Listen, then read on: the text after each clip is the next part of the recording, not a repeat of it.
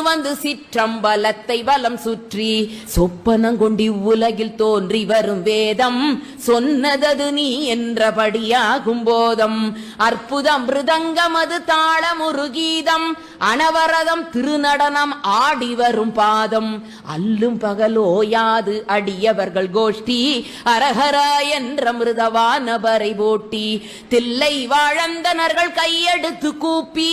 சிக்கனவே திரை திறந்து பரவடியை காட்டி நஞ்சுண்ட கண்டனுக்கு கொன்றை மலர் சாற்றி நல்ல திருசாந்துணையும் அம்பிகையை போற்றி குஞ்சித பாதம் தனது மனதில் உருவேற்றி கோபால கிருஷ்ணன் தொழும் நடராஜமூர்த்தி.